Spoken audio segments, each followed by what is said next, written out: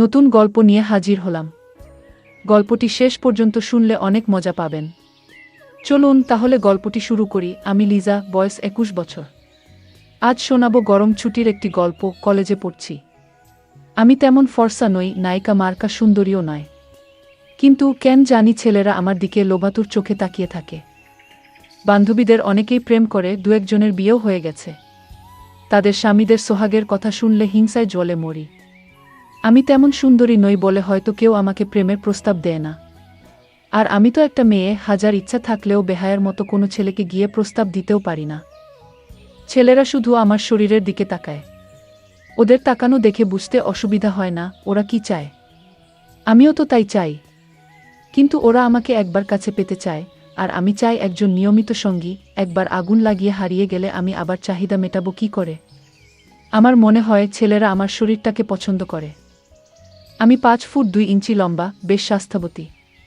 আমার শরীরের মাপ 3-4-2-6-3-7। কে জানে এটা টপ ফিগার বলে কিনা। যাই হোক, দেহের আগুন আমি আর সহ্য করতে পারছি না। কবে আসবে আমার স্বপ্নের পুরুষ? কবে হবে আমার স্বপ্ন পূরণ? কবে কেউ আমাকে ধরে বিছানায় নিয়ে গিয়ে আমার চাহিদা পূরণ করবে? আমার স্বপ্নের মন্দিরে ফিতে কেটে কবে উদ্বোধন হবে? উফ, ভয়, শিহরণ, আনন্দ সব একসঙ্গে। আমাদের পাশের বাসায় থাকে দীপু। আবার সে আমার ছোট ভাই সুজার বন্ধু। ওদের প্রায়ই আমাদের বাসায় দেখা যায়, আমার ভাইয়ের সঙ্গে কম্পিউটারে গেমস খেলতে। মাঝে মাঝে সুজাও ওদের বাসায় যায়। আমিও দীপুর বড় বোন বিনার সঙ্গে মাঝে মাঝে মার্কেটে যাই। আমাদের মধ্যে বেশ বন্ধুত্ব। দীপুকে আমি ছোট ভাইয়ের মতো দেখি। কোনোদিন তাকে নিয়ে খারাপ কিছু ভাবিনি। দীপুর চোখেও আমি কোনো লালসা দেখিনি। ছেলেটিকে আমার পছন্দ, কারণ সে বেশ বুদ্ধিমান। প্রায়ই সে বিভিন্ন ধাঁধা আর বুদ্ধির খেলায় আমাদের চমকে দিত।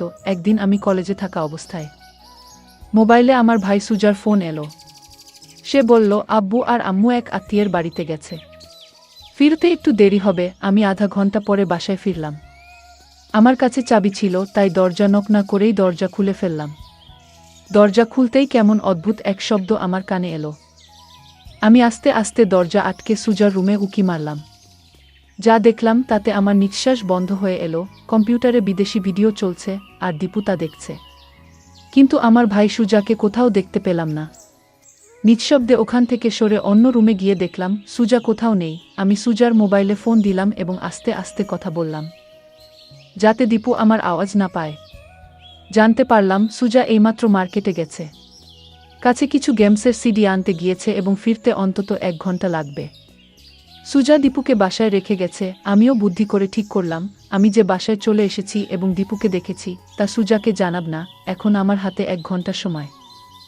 আর পাশের রুমে রয়েছে টকবগে তরুণ এক 16 বছরের কিশোর। আমি এখন কি করব? গিয়ে ধরা দেব? আচ্ছা, আমি গিয়ে বলার পরে যদি দীপু রাজি না হয়? যদি আমার ভাইকে বলে দেয়? কি লজ্জার ব্যাপার হবে। ছি ছি, শেষ পর্যন্ত ছোট ভাইদের বন্ধুর সঙ্গে এমন কিছু হলে আমি লজ্জায় মুখ দেখাতে পারবো না। ওদিকে পাশের ঘর থেকে ভিডিওর আওয়াজ আসছে। আমার অবস্থা এর মধ্যেই খারাপ হয়ে গেছে। আমার শরীরে এক অস্বস্তি অনুভব করলাম, খুব বিশ্রী লাগছে। তাড়াতাড়ি সালোয়ার খুলে নিজের পোশাক পরিবর্তন করে নিলাম। এরপর একটা তোয়ালে জড়িয়ে বাথরুমে ঢুকলাম, মাথায় ঠান্ডা পানি ঢাললাম। এরপর ফ্রেশ হয়ে বেরিয়ে এলাম। হঠাৎ আমার চোখ পড়ল বিছানার উপর। একটু আগে এখানে আমার পোশাক ছিল, সেটা কোথায় গেল? ভয় পেলাম। ঘরে ভূত আছে নাকি? তোয়ালে পেঁচানো অবস্থায় খুঁজতে লাগলাম। তখনই মনে পড়ল ঘরে তো আরেকজন আছে। আমি নিঃশব্দে সুজার ঘরে উকি দিলাম। এবার আরেক চমক দেখতে পেলাম। আমার আর বুঝতে বাকি রইল না এটা কার কাজ। আমার তো আনন্দের সীমা নেই। আমাকে ফাঁদ পেতে কিছু করতে হলো না, শিকার নিজেই ফাঁদে ধরা দিয়েছে। 1 মিনিট চিন্তা করে দেখলাম দীপুকে বশ করার জন্য কি করব। এরপর কাজে নেমে পড়লাম। দরজাটা ধাক্কা দিয়ে খুলে হঠাৎ ভেতরে ঢুকে পড়লাম। আমাকে দেখে দীপুর কি অবস্থা! সে কি করবে, কি লুকাবে বুঝে উঠতে পারছে না। আমার খুব হাসি পেলেও অনেক কষ্টে নিজেকে সংবরণ করলাম। দীপু বলছে, এসব কি হচ্ছে লিজা আপু? লিজা বলছে, দীপু, আমি জানতাম না তুমি এসব করো। আমি তো দরজা বন্ধ রেখেছিলাম। ঢুকলাম কিভাবে সেটা তোমার দরকার নেই। কিন্তু আমার ওইটা কেন? দীপু বলছে, প্লিজ আপু, কথাটা কাউকে বলবেন না। সুজা বা বিনা আপুকেও না। আপনি যা বলবেন আমি তাই করব, লিজা বলছে।